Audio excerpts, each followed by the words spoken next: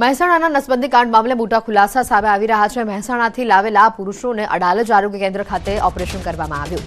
Operation અંગે અડાલજના સામૂહિક આરોગ્ય કેન્દ્રના ઇન્ચાર્જ સુપ્રિન્ટેન્ડન્ટ ડોક્ટર નિરાલી ગોદાણીનું નિવેદન સામે આવ્યું છે। એનએસવી પખવાડિયું હોય ત્યારે ઓપરેશન થતા હોય છે। પખવાડિયા અંતર્ગત 29 ઓપરેશન થયા છે। આ પખવાડિયા રાજ્યના તમામ સ્થળોએ ઓપરેશન થતા હોય છે। ઓપરેશન થિયેટર એલોટમેન્ટના કારણે અડાલજ સામૂહિક આરોગ્ય ખાતે ઓપરેશન થયા। અડાલજ આરોગ્ય કેન્દ્રની સાથે 29 ઓપરેશન થયા હોવાની હાલ જે માહિતી સામે આવી રહી છે।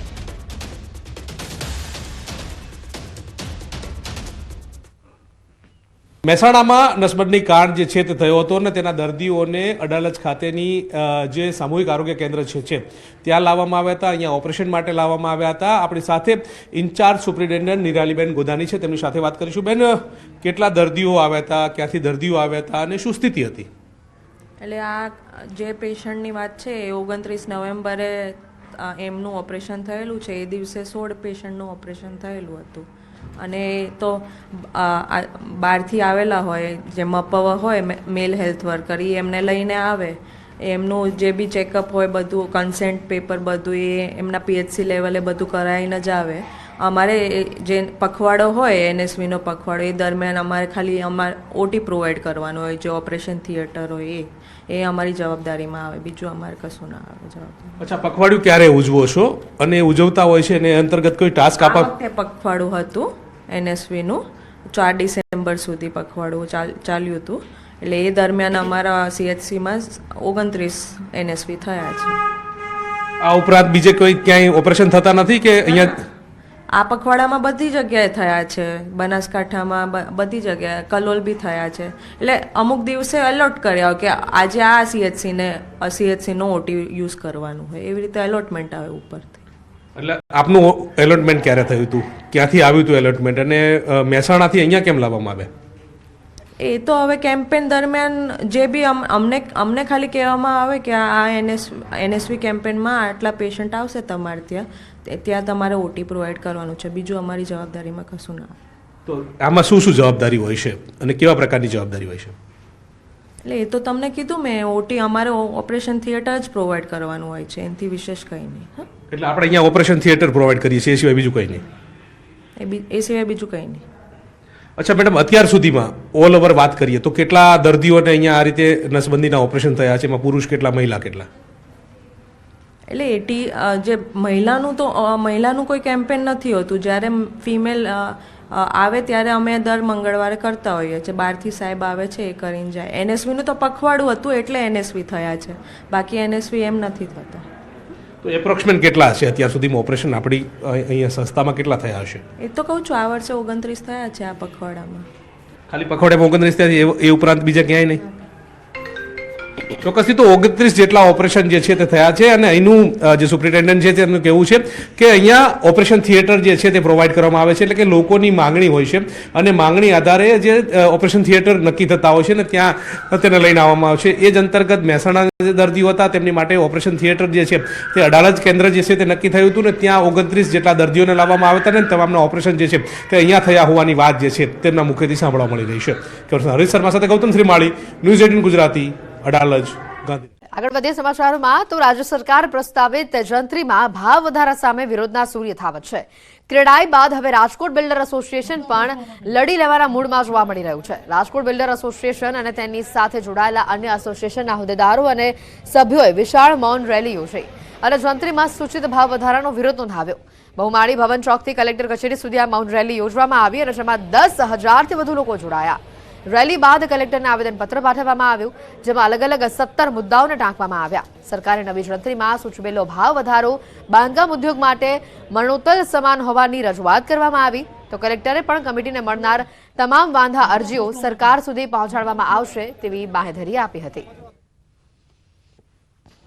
8 મહિનાથી કોઈ પણ જાતના કમ્પ્લીશન સર્ટિફિકેટ મળ્યા નથી, સાથોસાથ કોઈ પણ બિલ્ડિંગ પ્લાનની મંજૂરી પણ આપવામાં આવતી નથી અને આ હજી સળગતો પ્રશ્ન હતો, એનાથી મોટો બોમ્બ ફોડ્યો છે સરકારે અને જંત્રી વધારો જે કર્યો છે એ જંત્રી વધારો અસહ્ય છે।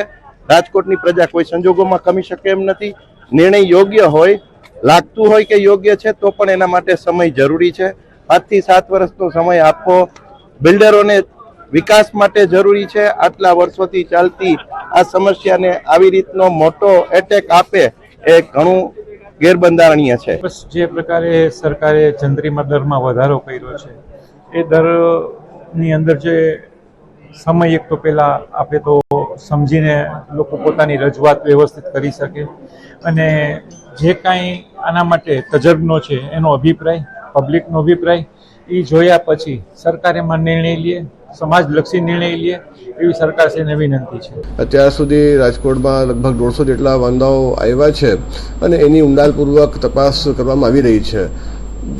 લોકોની માંગને જોતા હવે ઓફલાઈન વાંધા સ્વીકારવાનું પણ ચાલુ કરી દેવામાં આવ્યું છે. તાલુકા મામલતદારશ્રીની કચેરી, ડેપ્યુટી કલેક્ટરશ્રીની કચેરી અને કલેક્ટર કચેરીમાં આ વાંધાઓ રજૂ કરી શકાય છે અને ઓનલાઈન પણ વ્યવસ્થા ચાલુ છે. એ દિશામાં કલેક્ટર લેવલની એક કમિટી બનાવવામાં આવેલી છે જે આ બધા જે ફરિયાદો છે એનું અભ્યાસ કરી સરકારમાં પોતાની ભલામણ કરશે. કાતિલ ઠંડીનો મારો હવે શરૂ થઈ ચૂક્યો છે તો ઉત્તર ભારતના પર્વતીય પ્રદેશમાં કેટલાક ભાગોમાં હિમવર્ષાની શરૂઆત થઈ છે. લાંબા સમય બાદ ઉત્તરાખંડના પહાડી વિસ્તારમાં મોડી રાત્રે હિમવર્ષા થઈ. ગંગોત્રી, યમુનોત્રી ધામ અને ચક્રાતાના લોખંડી ક્ષેત્રમાં સિઝનની પહેલી હિમવર્ષા થઈ છે, જે બાદ શીત લહેરનો પ્રકોપ શરૂ થયો છે. હિમવર્ષાથી બાગવાનીથી જોડાયેલા ખેડૂતો તો ખુશ છે, સાથે પ્રવાસન ક્ષેત્રે સંકળાયેલા લોકોમાં પણ ખુશીનો માહોલ છે. ઉત્તરાખંડના ચક્રાતા ક્ષેત્રમાં પણ સિઝનની પહેલી બરફવર્ષા થઈ રહી છે. લોખંડી વિસ્તારમાં ઘણા બધા લાંબા સમયથી બરફવર્ષાની રાહ જોવાઈ રહી હતી અને હવે હોટલ સંચાલકો અને પ્રવાસન ક્ષેત્ર સાથે જોડાયેલા લોકો બરફવર્ષા થતા ખુશીનો માહોલ અનુભવી રહ્યા છે. તો આ સાથે જ ઉત્તરકાશીમાં પણ પર્વતીય પ્રદેશમાં ભારે હિમવર્ષાની શરૂઆત થઈ ગઈ છે. જનપદ ઉત્તરકાશીમાં રવિવારે સાંજથી વાતાવરણમાં પલટો આવ્યો છે અને હળવી હિમવર્ષા બાદ ભારે બરફવર્ષાની શરૂઆત થઈ હતી અને જેના કારણે ગંગોત્રી ધામમાં સફેદ ચાદર પથરાઈ ગઈ છે.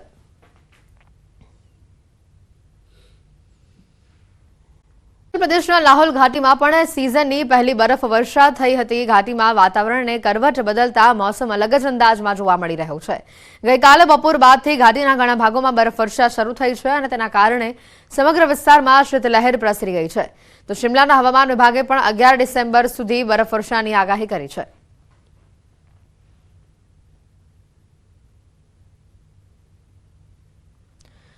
સાથે જ આ તરફ હિમાચલ પ્રદેશના પ્રવાસનગર મનાલીના પર્વતીય પ્રદેશમાં પણ હિમવર્ષાની શરૂઆત થઈ ચૂકી છે. મનાલી સહિત જિલ્લાના લાહોલ સ્પીતિમાં પણ સિઝનની પહેલી બરફવર્ષા જોવા મળી. લાંબા સમયથી જેની રાહ જોતા હતા તે બરફવર્ષા થતા પ્રવાસન ક્ષેત્રની સાથે જોડાયેલા લોકોમાં ભારે ખુશીનો માહોલ છે.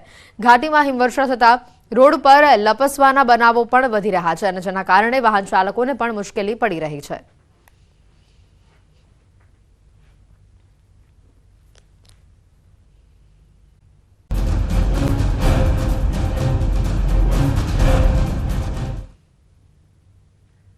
ગાત્રો થીજવતી ઠંડીની અંબાલાલ પટેલે આગાહી કરી છે અને રાજ્યમાં ઠંડી હવે ભૂક્કા ચોક્કસથી બોલાવશે. ડિસેમ્બરના અંતથી ગાત્રો થીજવતી ઠંડી પડશે.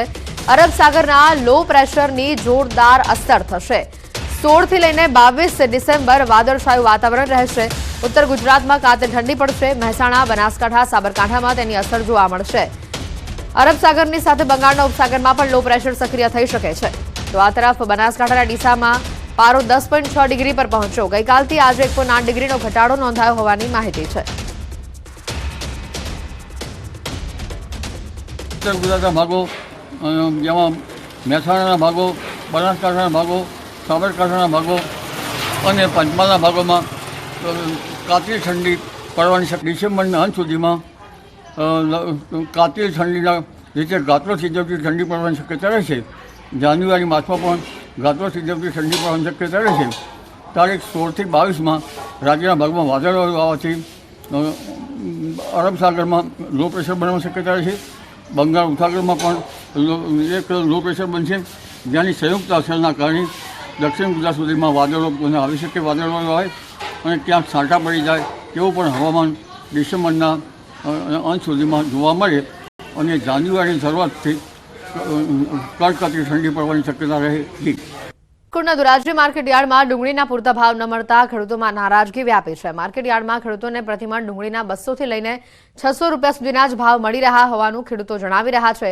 ખેડૂતોએ કહ્યું કે અમે ડુંગળીના વાવેતર પાછળ ઘણો ખર્ચો કર્યો, દવાનો છંટકાવ, નિંદામણ, શ્રમિકો સહિતના ખર્ચા કર્યા, પરંતુ ડુંગળી સસ્તા ભાવે વેચાતા અમને તમામ ખર્ચ માથે પડ્યો. ખેડૂતોએ વધુમાં જણાવ્યું કે યાર્ડમાં ખેડૂતો મફતના ભાવે ડુંગળી ખરીદી રહ્યા છે. તેઓને પ્રતિમણ ડુંગળીના 900 થી 1000 રૂપિયા જેટલો ભાવ મળવો જોઈએ. ખેડૂતોએ કહ્યું કે દર વર્ષે ડુંગળી માર્કેટમાં આવે ત્યારે જ અચાનક ભાવ તળિયે બેસી જાય છે.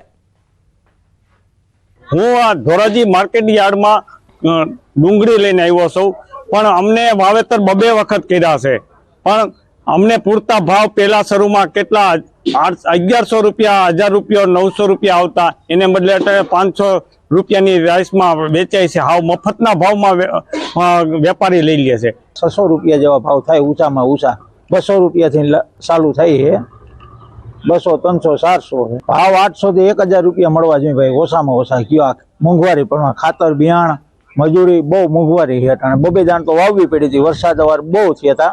રાજકોટના ધોરાજી યાર્ડની વાત કરીએ, યાર્ડના અંદરમાં વહેલી સવારથી ખેડૂતો પહોંચ્યા હતા. પોતાની ડુંગળી લઈને આપણે સીધા દ્રશ્યો બતાવ્યું કે અત્યારે ડુંગળીની પુષ્કળ આવક જોવા મળી છે, પણ આવક સામે ભાવ નથી મળી રહ્યા. જે સ્ટાર્ટિંગના અંદરમાં જે ભાવ ખેડૂતોને 900 થી 1000 રૂપિયા મળતા હતા, તેને લઈને આજે સારામાં સારી ડુંગળી એટલે 400 થી 500 રૂપિયા, હાઈસ્ટ ડુંગળી એટલે 600 રૂપિયા, એનાથી વધારે ભાવ નથી મળ્યા. ખેડૂતો એવું કહી રહ્યા છે કે ડુંગળીના ભાવ છે 1000 રૂપિયા મળવા જોઈએ. જે રીતે ખર્ચા 2 વાર તો વાવેતર કર્યો અને જે મજૂરીનો ખર્ચો બી નથી નીકળી રહ્યો, 20 થી 25 હજાર રૂપિયા જે વીઘે ખર્ચો તેને લઈને ખેડૂતો એવું કહી રહ્યા છે કે જે ભાવ છે તે ભાવ સારા મળવા જોઈએ. 1000 થી 900 થી 1000 રૂપિયા ભાવ મળે ખેડૂતને તો બી પર વડે તેઓ ખેડૂતો કહી રહ્યા છે. મુનાફ બકાલી, ન્યૂઝ ગુજરાતી, ધોરાજી.